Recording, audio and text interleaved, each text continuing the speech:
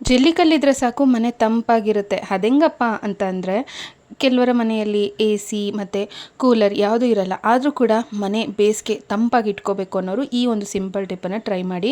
ಒಂದು ಪಾತ್ರೆನಾದರೂ ತೊಗೊಳ್ಳಿ ಅಥವಾ ಈ ರೀತಿ ಮಣ್ಣಿನ ಪಾಟ್ ಆದರೂ ತೊಗೊಳ್ಳಿ. ಅದರಲ್ಲಿ ಮಣ್ಣನ್ನು ಹಾಕಿ ಅದ್ರ ಮೇಲೆ ಜಲ್ಲಿಕಲ್ಲನ್ನು ಇಟ್ಟು ನಂತರ ನೀರನ್ನು ಹಾಕಿ ಇದಕ್ಕೆ ಬೇಕಾದ್ರೆ ನೀವು ಐಸ್ ಕ್ಯೂಬನ್ನು ಹಾಕಿ ನಂತರ ನೋಡಿ ಇದನ್ನು ಫ್ಯಾನ್ ಕೆಳಗಡೆ ಒಂದು ಟೇಬಲ್ ಮೇಲೆ ಈ ರೀತಿ ಯಾವುದಾದ್ರೂ ಚೀಲ ಇದ್ದರೆ ಚೀಲನ ಹಾಕಿ ಅದ್ರ ಮೇಲೆ ಈ ರೀತಿ ಕಾಟನ್ ಬಟ್ಟೆನ ಹಾಕ್ಬಿಟ್ಟು ಅದ್ರ ಮೇಲೆ ಸ್ವಲ್ಪ ಕಂಫರ್ಟ್ ಲಿಕ್ವಿಡನ್ನು ಹಾಕಿ ಇದರಿಂದ ಘಮ ಘಮ ಅಂತ ಒಂದು ಒಳ್ಳೆ ಸುಗಂಧ ಬರ್ತಾ ಇರುತ್ತೆ.